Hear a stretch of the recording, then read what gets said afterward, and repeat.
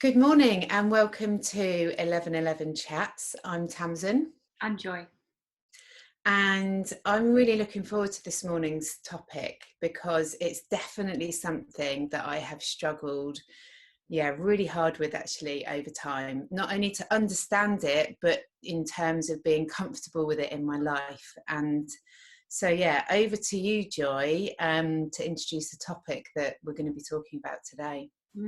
Well, I feel, so we're going to talk about vulnerability, basically. And I've been feeling simultaneously like a draw to talk about this and also a real ickiness around talking about it.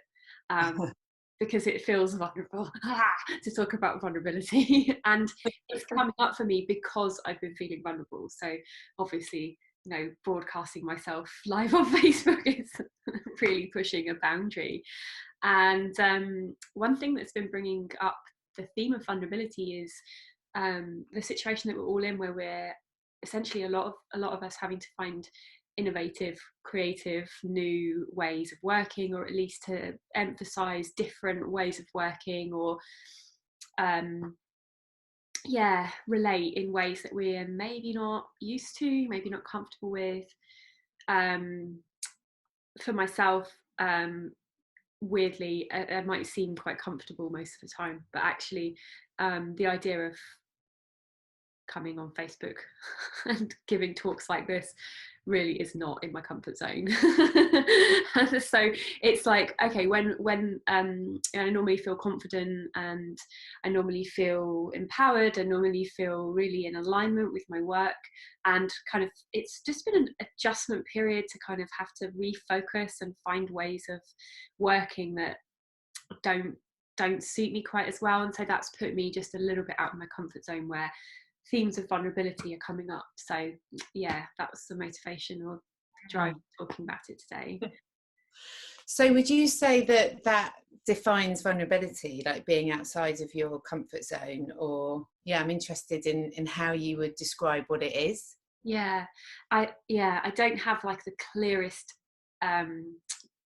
perfectly packaged definition, but I feel like vulnerability isn't really vulnerability unless you're outside of your comfort zone, and unless there's an edge where there's a potential threat or fear of like, oh, this might happen. There's some kind of perceived like, oh, I might be hurt, I might be shamed, I might be rejected, I might be abandoned, I might be ridiculed, I might be not good enough, I might be there's some kind of potential threat to the system. And Okay. it the temptation in the face of vulnerability is to defend against the vulnerability. So to either step away from the challenge. If I feel vulnerable around a person, I may just clam up around them and not talk to them, not engage with them, end the conversation, run away, distract myself, not take an opportunity,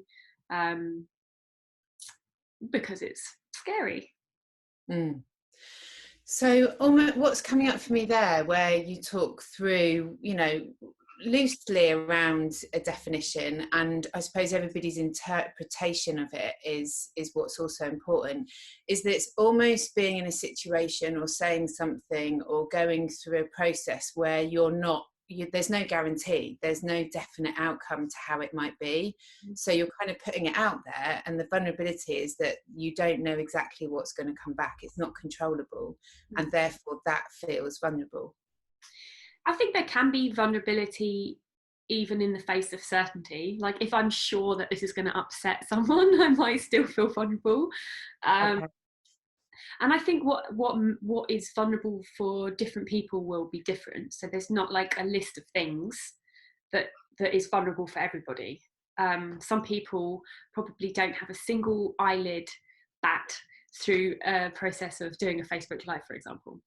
And they're totally in their comfort zone with that. But they might completely freak at the idea of having to, I don't know, give a talk on something that was like less in their comfort zone in real life.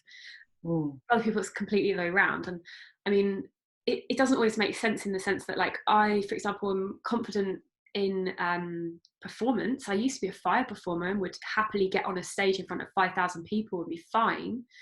But when I was in an academic environment, I found it hard to even ask a question in a class of 10 people that I knew. So there's no like formula for that, and it was because of like certain aspects of the context. It was a learning environment, and it was in a topic that was intellectual and really difficult, that meant that my confidence or my ability to speak out was completely different in that context than it was in a different context. So there's not necessarily like a list of rules about what's vulnerable and what's not, and it can change from day to day. Like what makes me vulnerable when I'm on my moon time is different from what makes me vulnerable when I'm in my summer. Yeah. So when you're so how would you how do you notice that you're feeling vulnerable?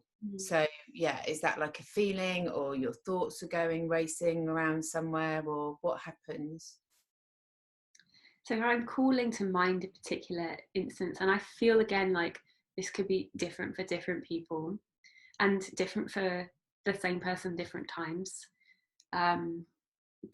For me, there's this feeling of like there's a kind of closure in my heart that's like something like that, and I start to feel younger. Like I feel sort of a little bit smaller. Like what might happen? And there will also often be accompanied fearful thoughts like but sometimes that part of it can be really quick. Like sometimes the part where I'm feeling that rawness of vulnerable, fearful, oh, what might happen, that actually can be a split second depending on how my defenses are, and it can really easily flip into defensive strategy or defense mechanism, defense behavior. So I don't know, like that can be again like literally anything. So that could be like overcompensation, like, well, and then there's like this exuberant confidence that completely masks the vulnerability, but ultimately still cuts you off from really authentic connection in that interaction, whatever that is.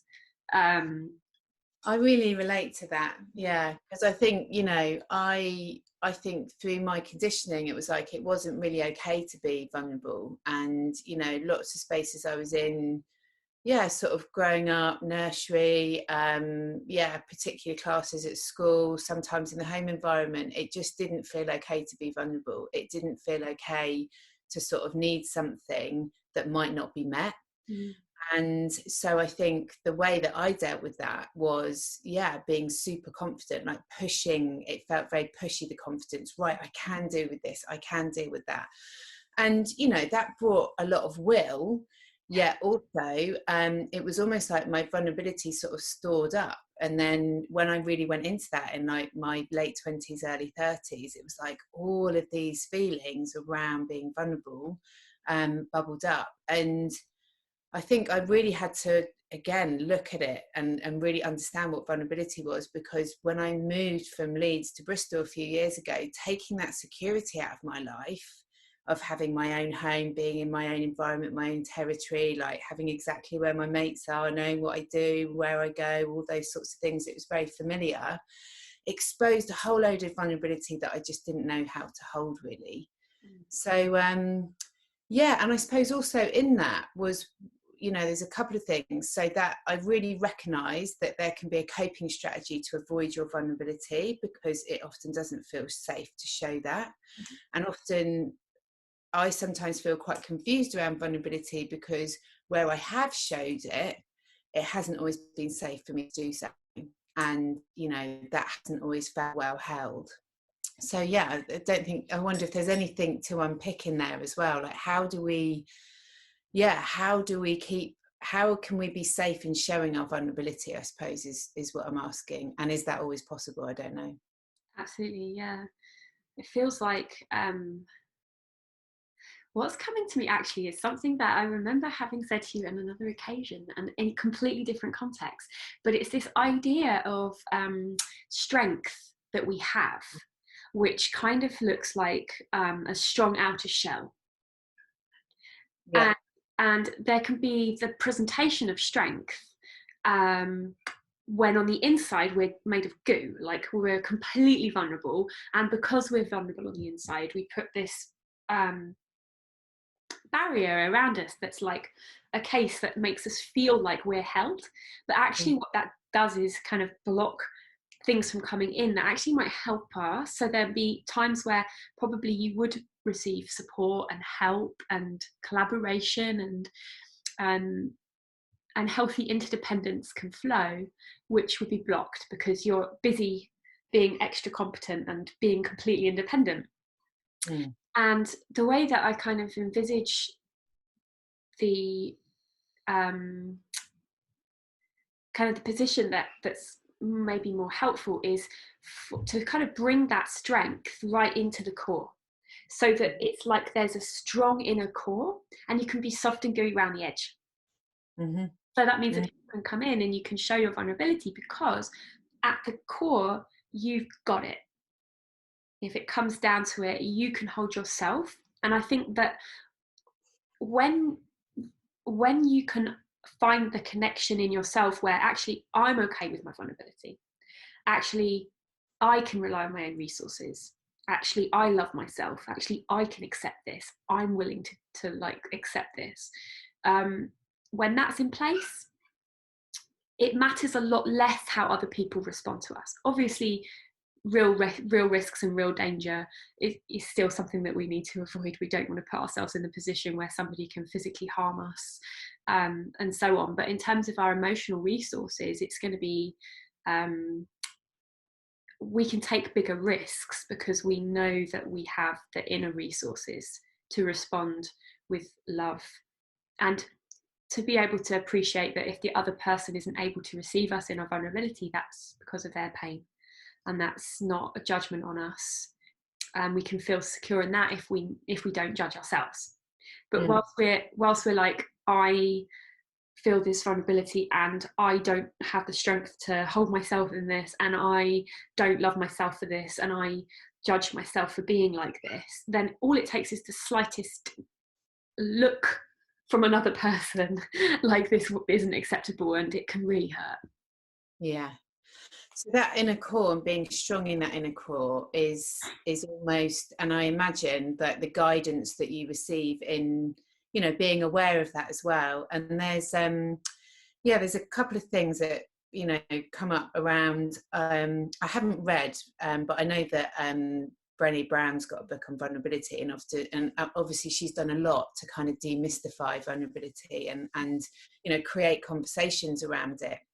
And I think one of the things that a friend told me that she said in her book is that your vulnerability is a gift. So also, whilst it creates connection and intimacy to show that vulnerability, it's also really important who you share that gift with.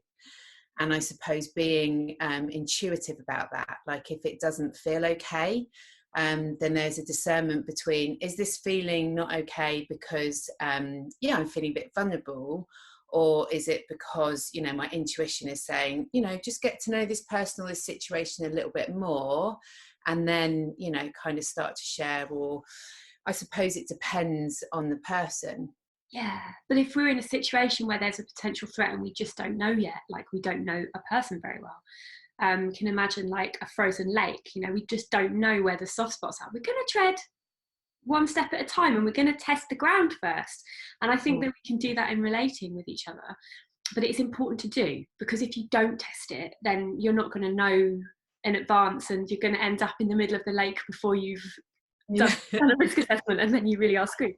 And that happens so much in relationships. Like I've done that in relationships, you know, there I am a year in with, you know, like so much of my own kind of infrastructure, that, you know, like maybe I'm living with a partner and then I have nowhere else to be at the end when it goes completely disastrous.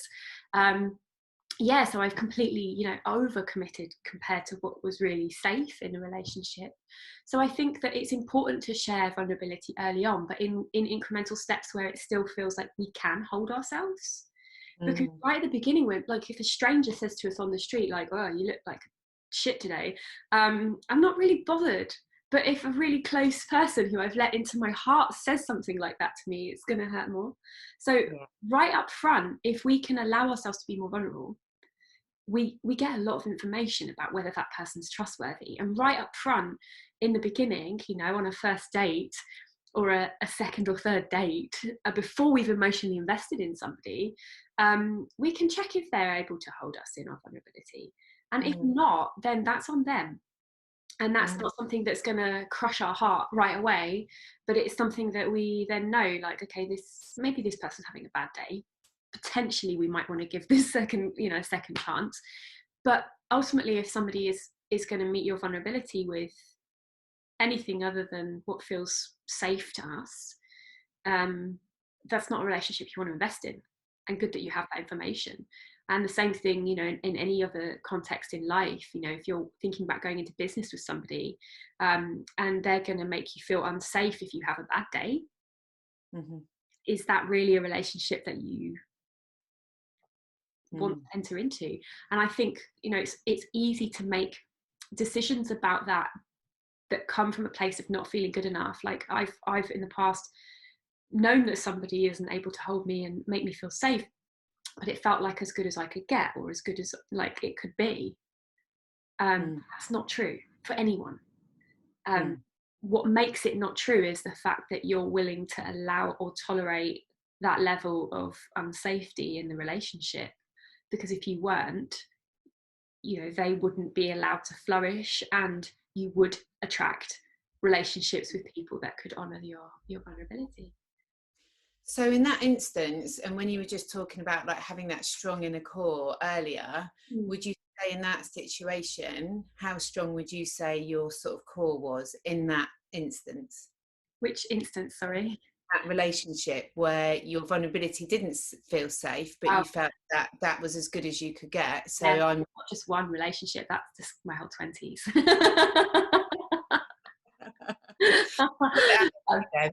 Yeah. I didn't know the difference. I didn't know what it meant to feel safe. So there wasn't really a point of comparison for me. So it didn't come up. But I think my wish would be that young people now don't have to feel like that there can be appropriate role models. But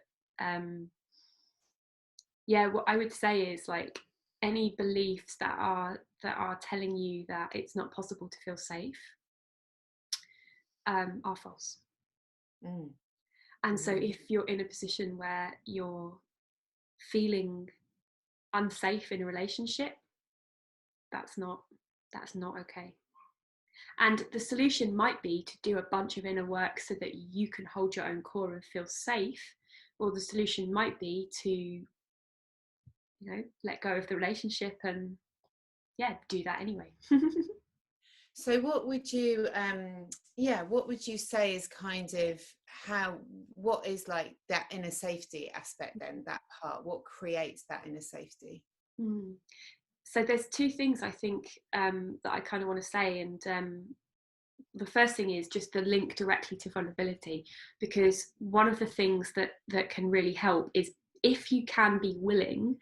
Yes, you're feeling vulnerable, but if you can do the vulnerable thing anyway, then you make it at least possible that you could get that positive reinforcement of, oh, sometimes it's okay, and sometimes people can be really great at relating in that vulnerable space.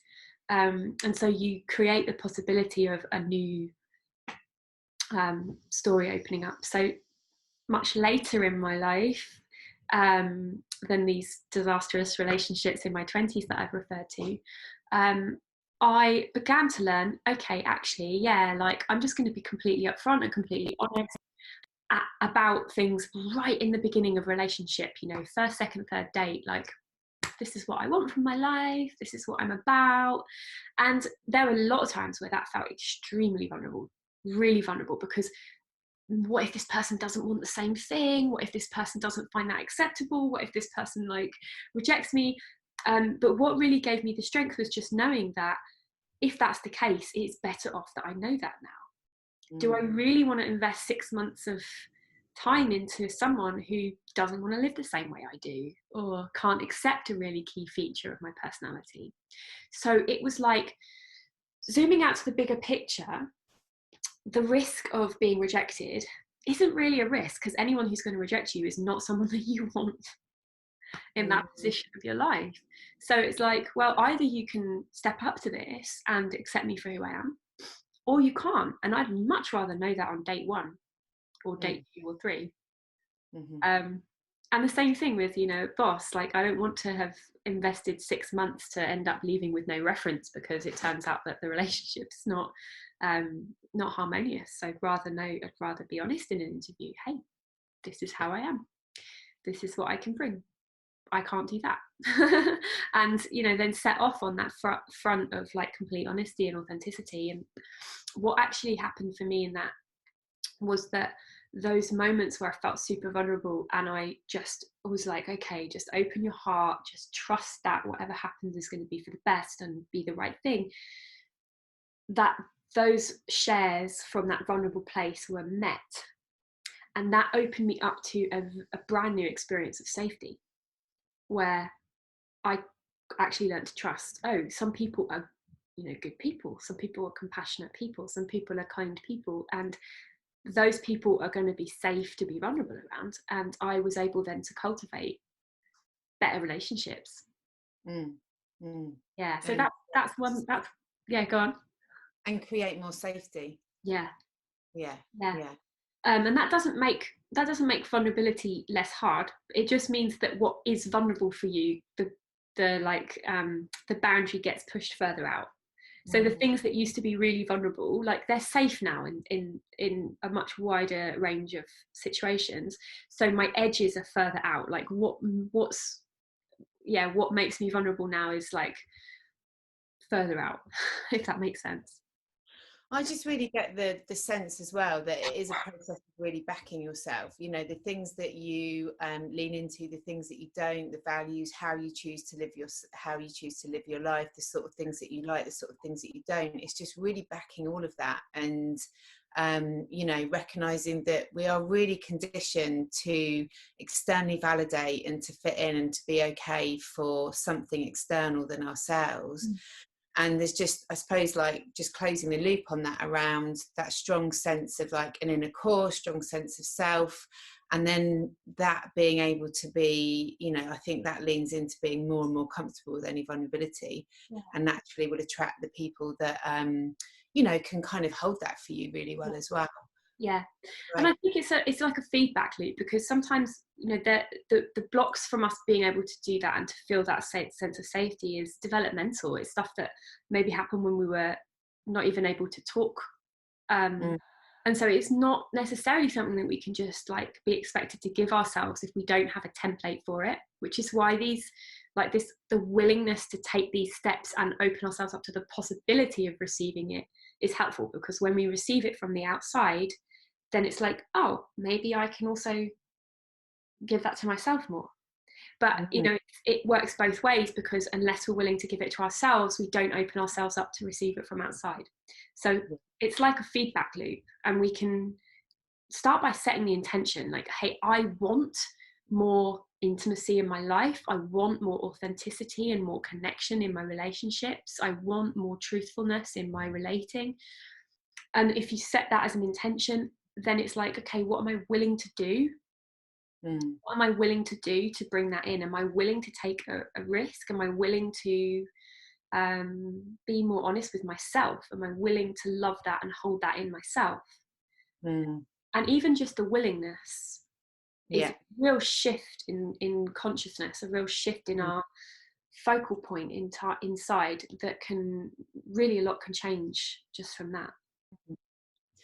And just lastly, what I'd like to say with that is that, and I suppose in my experience where I've kind of jumped headfirst into certain situations because I have felt very confident, and sometimes maybe that has masked some of those, you know, those real feelings, that because I've not always been comfortable with them in myself, is that someone mentioned to me the other day around, you know, we have our comfort zone, we have like going over the edge of that, and then we actually have a danger zone.